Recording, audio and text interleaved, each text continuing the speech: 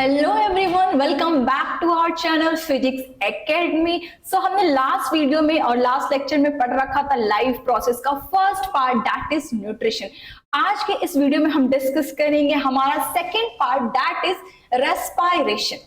आज के इस वीडियो में रेस्पायरेशन के बारे में डिस्कस करेंगे, क्योंकि हर एक पार्ट लाइफ प्रोसेस में बेसिकली हमने चार पार्ट्स को पढ़ रखा है। The first one is nutrition, the second one is respiration, the third one is transportation, that means circulation, and the fourth one is excretion.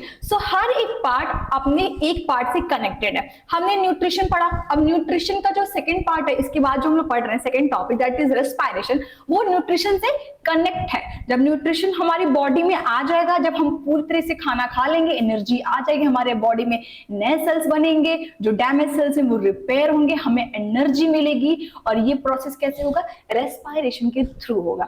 बिना किसी देरी के स्टार्ट करते हैं रेस्पायरेशन पढ़ना। What is respiration? रेस्पायरेशन से आप क्या समझते हैं?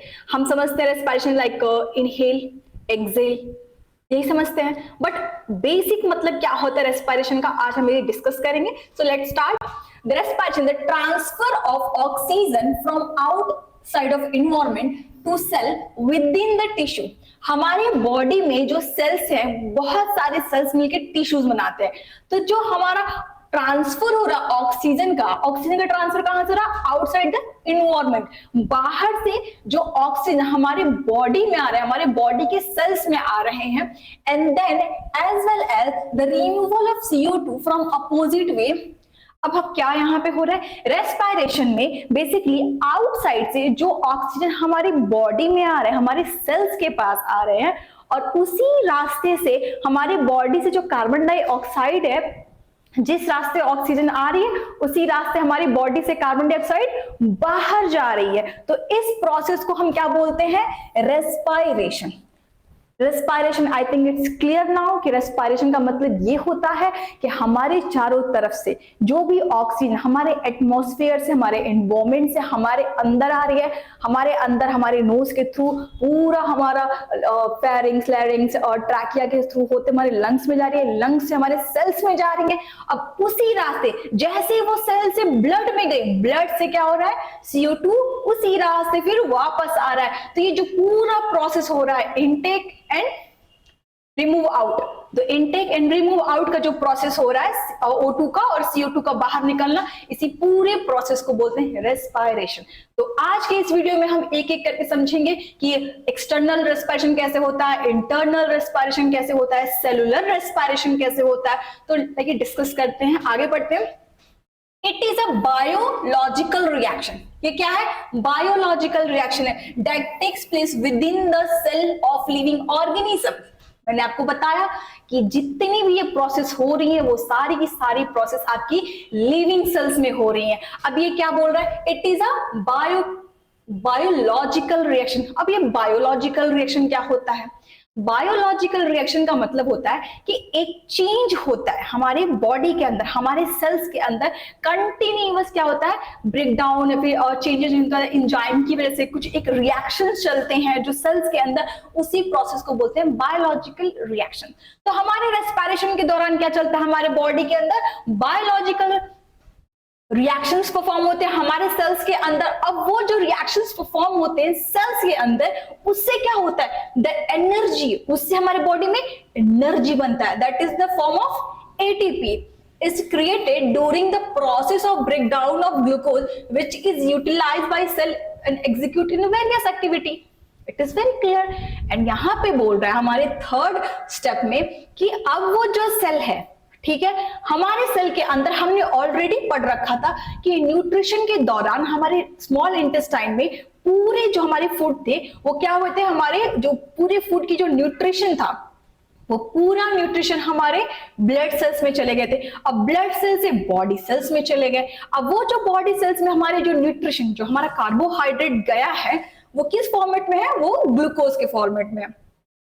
ये तो क्लियर हो गया ना? ये यहाँ पे आप देख सकते हैं कि ये जो पॉइंट है, द थर्ड पॉइंट, ये जो थर्ड पॉइंट है वो आपका न्यूट्रिशन से लिंक्ड अप है। अब क्या होता है? जैसे हमारी बॉडी सेल्स के अंदर ग्लूकोज है ऑक्सीजन हमारी बॉडी में आई, कुछ बायोलॉजिकल रिएक्शंस परफॉर्म करते हुए। अब रिएक्शंस परफॉर्म करते हुए आई तो उसने क्या किया, ग्लूकोज को क्या कर दिया, ब्रेक कर दिया, ग्लूकोज को तोड़ के क्या बनाया, एटीपी। एटीपी को क्या बोलते हैं, एनर्जी करेंसी, एनर्जी बनाया। और ये एनर्जी हमें किस में हेल्प कर रही है, वेरियस एक्टिविटी परफॉर्म करने में हेल्प कर रही है। तो बेसिकली हमें रेस्पिरेशन का पूरा मतलब अब समझ में आ चुका है कि रेस्पिरेशन का मतलब होता है कि एनवायरमेंट से हमें O2 मिलता है और हमारे पूरे बॉडी में O2 हमारे सेल्स के अंदर जाता है। उसी दौरान हमारे बॉडी से जितने भी अमाउंट ऑफ CO2 है, तो कुछ अमाउंट ऑफ CO2 हमारे लंग्स से होते हुए हमारे नोज के थ्रू बाहर आ जाता है। तो इनटेक एंड आउटटेक, ठीक है। तो एक तरह इनटेक हो रहा है और एक तरफ रिमूव आउट हो रहा है, तो दोनों प्रोसेस चले। इसी प्रोसेस के दौरान हमारे बॉडी में बहुत सारे बायोलॉजिकल रिएक्शंस परफॉर्म कर रहे हैं। अब ये जो रिएक्शंस परफॉर्म कर रहे हैं, हमारे बॉडी के अंदर बहुत सारे सेल्स हैं, बॉडी सेल्स, और हर एक बॉडी सेल्स के अंदर क्या है, न्यूट्रिशन है, न्यूट्रिएंट्स है, जो कि किस फॉर्मेट में, ग्लूकोज के फॉर्मेट में। अब वो ग्लूकोज जैसे ऑक्सीजन आता है हमारे सेल्स के अंदर, ग्लूकोज करता है ब्रेक डाउन हो जाता है, और ब्रेक डाउन करके क्या बनाता है, एटीपी, एनर्जी। और ये एनर्जी किसमें हेल्प करती है, हमें वेरियस एक्टिविटीज परफॉर्म करने में। तो अब हम नेक्स्ट पढ़ते हैं स्टेजेस ऑफ रेस्पिरेशन। अब हमारी रेस्पिरेशन में क्या क्या स्टेजेस हो सकती हैं। तो first one is external respiration, first one is external respiration, the second one is internal respiration, ठीक है। तो फर्स्ट है एक्सटर्नल, सेकेंड है इंटरनल, बट इंटरनल के अंदर ही आता हमारा सेलुलर रेस्पिरेशन। तो इसको अलग से नहीं पढ़ सकते हैं, इसको हम इसके अंदर ही पढ़ेंगे कि इंटरनल के अंदर क्या आता है, सेलुलर रेस्पिरेशन। अब एक्सटर्नल में हमारा बेसिकली दो टाइप देखने को मिलता है। The first one is breathing, जो हम सांस लेते हैं और सांस छोड़ते हैं, breathing. The second one is exchange of gases, ठीक है।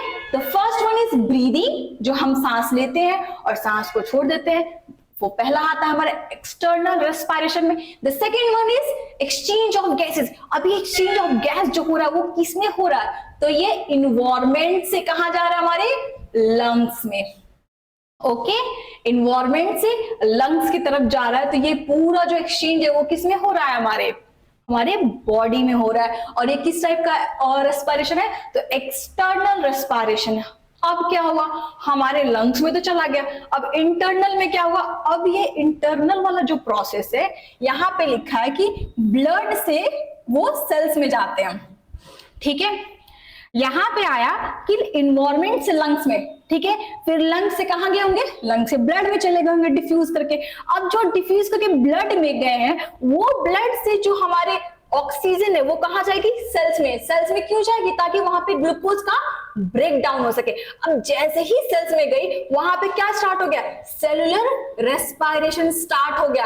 अब सेलुलर रेस्पिरेशन की वजह से यहाँ पे क्या होगा, अब जो सेल्स के अंदर हमारा जो सेल है ये, ठीक है, ये हमारा जो सेल है, इस सेल के अंदर क्या होगा, फूड का ब्रेक डाउन होगा, और ब्रेक डाउन होकर क्या बनेगा, एनर्जी। जो मैंने आपको ये जो स्टेप है थोड़ा बहुत एक आउटव्यू मैंने आपको फर्स्ट वाले स्लाइड में दे रखा है, तो वही सेलुलर रेस्पिरेशन है। अब स्टार्ट करते हैं, आगे देखते हैं क्या है। The first one is external respiration. तो अब हम बात करेंगे एक्सटर्नल रेस्पिरेशन के बारे में कि ब्रीदिंग कैसे प्रोसेस होती है, और जो हमारे बॉडी में O2 आ रहा है वो कैसे हमारे लंग्स से होते हुए हमारे ब्लड तक जा रहा है। So what is external respiration, the first topic is breathing, ठीक है। The breathing is a rhythmical process of moving air into, that is inhalation, air into। हमारे बॉडी में क्या, हम क्या कर रहे हैं, एयर को अंदर ले रहे हैं, हम क्या कर रहे हैं, बॉडी को अंदर ले रहे हैं, किसको, एयर को ले रहे हैं अपने बॉडी के अंदर, that is called inhalation. And out of, अब जो हमने एयर लिया उसी एयर पैसेज के थ्रू हम क्या कर रहे हैं, कुछ CO2 रिमूव आउट भी कर रहे हैं, इसको हम लोग क्या बोलेंगे, exhalation. Inhalation, exhalation. The lungs to facilitate gases exchange with the internal environment mostly flush out the CO2 and bring in O2. It means यहाँ पे बोल रहा है एक्सटर्नल रेस्पिरेशन में हमने बात की ब्रीदिंग के बारे में। ब्रीदिंग एक ऐसा रिदमिकल प्रोसेस है जिसके दौरान हमारी बॉडी में क्या होता है, एयर इन करता है, और जैसे एयर इन करता है उसको हम बोलते हैं इनहेलेशन, और उसी पाथवे से हमारे बॉडी से CO2 बाहर निकलता है, उस प्रोसेस को हम बोलते हैं एक्सलेशन। अब ये जो इनहेलेशन और एक्सलेशन हो रहा है हमारी बॉडी से, इसके बीच में क्या हो रहा है, जो गैसेस है वो क्या हो रहा है, फैसिलिटेट हो रहे हैं। यहाँ पे क्या हो रहा है, facilitate of gases exchange, exchange ही तो हो रहे हैं। CO2 गया, O2 गया, CO2 बाहर निकला, तो यहाँ पे क्या हो रहा है, गैसेस का एक्सचेंज हो रहा है, और इस एक्सचेंज का कारण क्या है, हमारा इंटरनल इन्वायरमेंट। तो इंटरनल इन्वायरमेंट की वजह से हमारे बॉडी में जो चेंजेस आ रहे हैं, इनहेलेशन हो रहा है, एक्सलेशन हो रहा है, इस प्रोसेस के दौरान क्या हो रहा है, हमारी बॉडी से CO2 बाहर निकल रहा है, O2 अंदर जा रहा है, फ्लश आउट हो रहा है CO2, और क्या हो रहा है, फ्लश इन क्या हो रहा है हमारा O2। तो ये जो प्रोसेस है, पूरा जो रिदमिकल प्रोसेस चल रहा है, intake and removal of CO2, that is called breathing. अब ये ब्रीदिंग में दो टाइप की ब्रीदिंग होती है, हमने तो ऊपर ही डिस्कस कर लिया, inhalation and exhalation. The first one is inhalation and the second one is exhalation. What do you mean by inhalation? Inhalation का मतलब होता है the process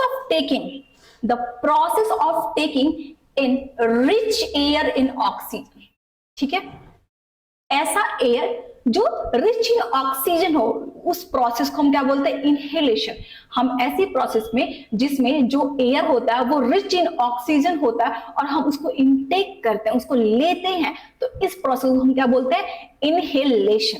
अब हमारा सेकेंड टाइप क्या होता है, एक्सहेलेशन। एक्सहेलेशन में क्या होता है, the process of releasing air rich in carbon dioxide, the process of releasing. ठीक है, ऐसा प्रोसेस जिसमें हम क्या करते हैं, CO2 हमारे जो बॉडी के अंदर है उसको क्या करते हैं, रिलीज करते हैं। और इस